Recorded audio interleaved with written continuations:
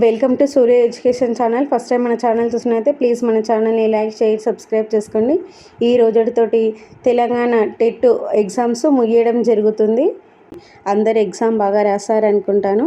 Exam అయిపోయింది, మరి next ఏం చేయాలి, ఏం చదవాలా వద్దా, లేకపోతే ఏదైనా జాబ్ చేసుకోవాలి, మళ్ళీ ఇప్పుడు ఏం చేయాలనే థాట్ చాలామందికి ఉంటుంది.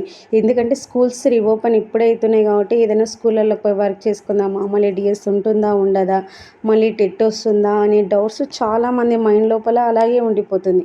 ఏం చేయాలని లాస్ట్ డిఎస్సి మొన్న జరిగింది, ఇప్పుడు మళ్ళీ ఉంటుందా అనే క్వశ్చన్ కూడా వస్తుంది. మళ్ళీ ఎలక్షన్స్ ఉన్నాయి కదా అనే థాట్ కూడా రావచ్చు. అయితే ఇప్పటి వరకు టెట్ ఎగ్జామ్ రాసిన పేపరు మీకు ఆల్రెడీ ఈ పాటికి ఒక క్లారిటీ వచ్చి ఉంటుంది. మీరు ఎంత చదివినా ఎంత ప్రిపేర్ అయినా పేపర్ స్టాండర్డ్ అనేది ఏ రేంజ్లో ఉందనేది మీకు అర్థమైపోయి ఉంటుంది. అంటే నువ్వు ఎంత చదివినావని కాదు, నువ్వు బుక్ మొత్తం ఎన్నిసార్లు రివిజన్ చేసింది అన్నది కాదు, నీకు ఎంత గుర్తుకున్నది, నువ్వు ఎగ్జామ్లో ఎంత ప్రజెంట్ చేసినావు అనేది నీకు ఇంపార్టెంట్. ఇప్పుడు నువ్వు ఎగ్జామ్ రాసావు, చూసావు, అయిపోయింది. ఇంకా రిజల్ట్ వరకు నువ్వు ఎందుకు వెయిట్ చేస్తావు? నెక్స్ట్ స్టెప్ స్టార్ట్ చేయండి. మీరు ఎలాగో ఇప్పుడు నోటిఫికేషన్స్ అనేవి వస్తుంటవి. మనకు జాబ్ క్యాలెండర్ ప్రకారం చూసుకుంటే ఇప్పటివరకు జాబ్ క్యాలెండర్ ప్రకారమే నోటిఫికేషన్స్ రావడం జరిగినాయి. ఎగ్జామ్స్ కూడా అదేవిధంగా పెట్టుకుంటూనే వెళ్తున్నారు గవర్నమెంట్. కాబట్టి ఇప్పుడు కూడా మనకు ఈ డిఎస్ఏ ఉంటుంది. అదేవిధంగా మనకి ఎస్ఐ కానిస్టేబుల్స్ జాబ్స్ కానీ, నెక్స్ట్ గ్రూప్ 4 జాబ్స్ కానీ, ఇవనేటివి మనకు జాబ్ క్యాలెండర్ ప్రకారము జాబ్స్ వస్తూనే ఉంటాయి నెంబర్ 1 by 1. కాబట్టి టైం వేస్ట్ చేయకండి. మీరు ఆల్రెడీ సబ్జెక్ట్కి మీరు దగ్గరగానే ఉన్నారు. ఇప్పుడు మీరు ఈ సబ్జెక్ట్ వదిలేసి జాబ్ చూసుకొని మళ్ళీ నోటిఫికేషన్ పడ్డాక మళ్ళీ వచ్చి కూర్చొని చదవడం అంటే మళ్ళీ సబ్జెక్ట్ ఫస్ట్ నుంచి మీరు చదువుతున్నట్లనే అనిపిస్తుంటుంది. అందుకే సబ్జెక్ట్కి మీరు దూరం కాకుండా సబ్జెక్ట్ని ఇలాగే ఉండి గట్టిగా కూర్చొని బాగా ప్రిపేర్ కండి. ఒక్కసారి మీరు జాబ్ మిస్ అయిందంటే మళ్ళీ మనం అది రేస్లో ఉండడానికి చాలా కష్టపడాల్సి వస్తుంది.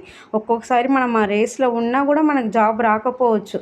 లాస్ట్ డిఎస్సిలో చూసినాం, డిస్ట్రిక్ట్ ఫస్ట్ ర్యాంక్ వచ్చిన వాళ్ళకి కూడా జాబ్ రాలే, రోస్టర్ అని అదని ఇదని.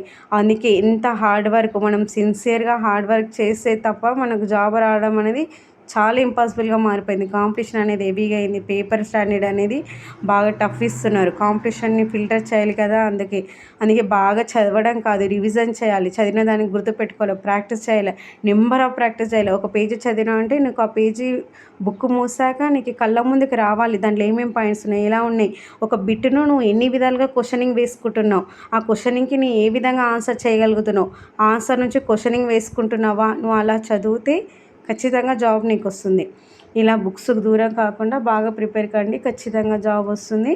టైం వేస్ట్ చేయకుండా ఎగ్జామ్స్ అయిపోయాయి కాబట్టి 2 days రెస్ట్ తీసుకొని తర్వాతకి మళ్ళీ ఫ్రెష్గా బుక్ ఓపెన్ చేసి చదువుతూ ఉండండి. జాబ్స్ అనేటివి ఖచ్చితంగా జాబ్స్ నోటిఫికేషన్స్ వస్తాయి, జాబ్స్ జరుగుతూ ఉంటాయి. కాబట్టి బాగా ప్రిపేర్ కండి. మీ ప్రిపరేషన్కి మా వంతు సహాయంగా మేము అందిస్తుంటాము. కాబట్టి ప్రిపరేషన్ని కొనసాగించండి. Thank you all.